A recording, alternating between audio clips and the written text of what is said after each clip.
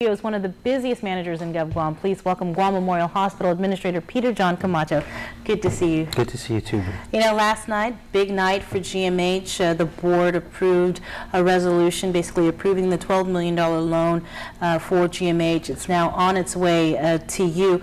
But really, that doesn't seem to be enough because you guys have so many vendors and so many priorities. How much more do you guys need to secure in order to get out of the red? Well, actually, altogether, if we were going to take a look at everything that we owe, from the 0 to 30 up to the over 90 days, it's roughly about 26 million. 20. Okay, let's just start with the 12 then. Yes, ma'am. Immediately, how is the 12 million going to be divvied out? Well, what we're going to do is we're going to take a look at the critical vendors that we have. These are the ones who provide us with pharmaceuticals, medical supplies, special services to the hospital as well. And we're going to take a look at making sure that we get them out. We prioritize them. There are vendors that give us preferred pricing, GSA pricing, so that we can get a better deal, more bang for our bucks. And so those ones we will take care of, as well as then going to the next level, but always keeping in mind that we want to make sure that we take care of our pharmaceutical suppliers, our medical suppliers, our food suppliers as well, to be able to continue our services. How far behind, on average, are you in paying, I guess, those critical vendors? I think it's just, we've been managing when we get monies in for either payday or for, on non-payday weeks, we get some monies in, and we judiciously try to parcel out what we get, to as many vendors as we can. And oftentimes it's not enough. If you owe a vendor, $200,000 and you can only pay them $15,000 or $20,000, it almost seems, it perhaps can be irritating, insulting to the vendor. But we want to show good faith to our vendors that we're trying our best to manage the resources that we do get. And I'm real happy to say that since Governor Calvo has taken office, we've seen more support coming to the hospital. Obviously, with the government's financial situation, it's not enough to take care of the 26 million perhaps, but it's more and more, and as we move forward and as things get better, then we hope to see that those things will continue to improve. And speaking of Governor Calvo, Guam Memorial Hospital was actually the focus of his radio address, or actually radio and TV address yesterday. But one of the things he did mention was the fact that he was meeting with hospital leaders to talk about the ongoing situation there. What can you tell us about those meetings and conversations that you've had? One of the things that Governor Calvo has stressed in not only meeting with the hospital's leadership, and the board and the leaders of our medical staff, but also with the staff when he actually came and did a tour, was that he is focusing his priorities, and health is one of those top priorities for him. So you could just see it on the eyes of our staff, just the happiness to see and to know that our chief executive of our island cares enough to come and stop and check and see how they're doing. And so that was very rewarding for the staff, I'm sure.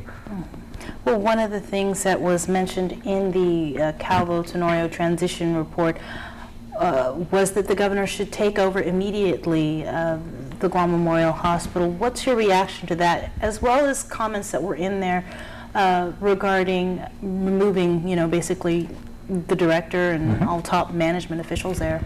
Bree, I think some of the things, well, let me just say that if you've been shorted over the course of a year and a half, $17 million, there's going to be an impact, and that's, I'm sure part of it is the government's financial situation at the time, as well as perhaps some other competing priorities. Nonetheless, if we were able to get that $17 million that we felt was due to the hospital over that year and a half period, there wouldn't have been any of this conversation. Vendors would have been very happy.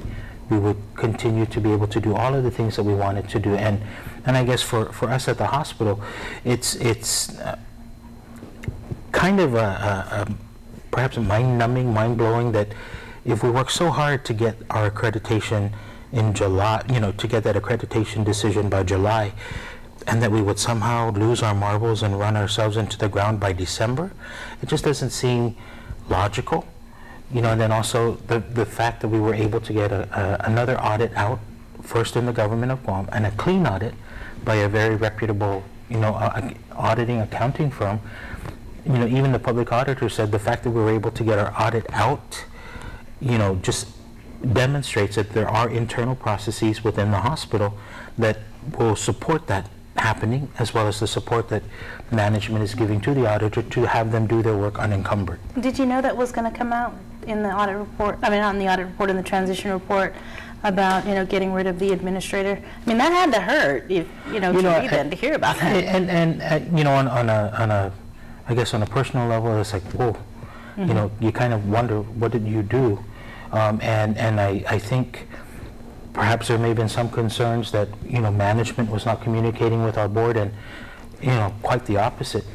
Our board did know what was going on, but it's difficult. You try your best to manage when you're told on a regular basis that collections are running a certain percentage behind and we're not able to give you this.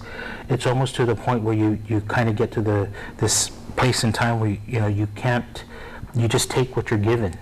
And we always make it clear that when the hospital calls the government, DOA, where's payment, it's strictly for that. It's payment for services that we have provided to Medicaid and MIP folks, in addition to those who are uninsured, and that was the purpose of the pharmaceutical fund. So it's not that we were out there and asking and saying, can you just give us free money? Right. But it's actually money that is due to the hospital. Speaking of money, you mentioned it earlier. The hospital actually needs $26 million. You're getting 12. That means you have $14 million left to go. Today, is the Guam Memorial Hospital still in a state of emergency? I think there are still things that we do need to do. As you know, our MRI machine is down and out of service, and so that's one less diagnostic modality that's available for our patients. So there are things that we know that we want to do, things that we know we need to do, and so money is going to be able to address all of those things.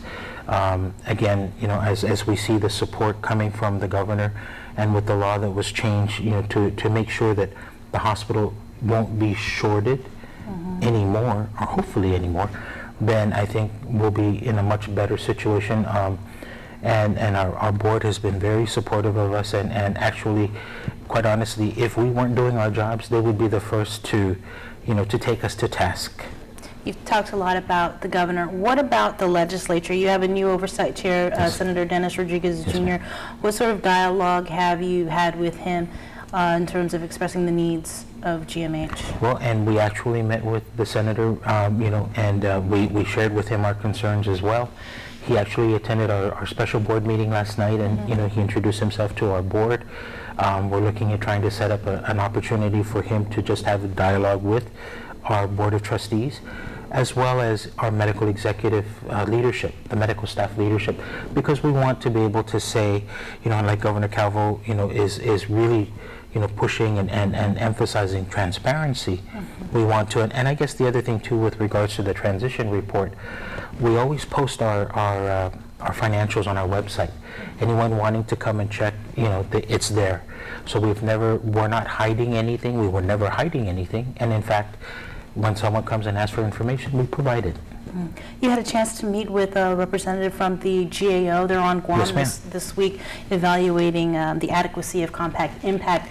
What can you tell us about the meeting that you had with him, or with them? It was a meeting, I think, on his part, because they had received a request from several congressional members to reassess the compact impact. And for the hospital, it was to try to identify and make sure, he has questions like, how do we report, the numbers for the hospital? We talked about, we track it by ethnicity. We're working on trying to pull it out of our system with regards to citizenship, because there are, if you're born here, you're a U.S. citizen.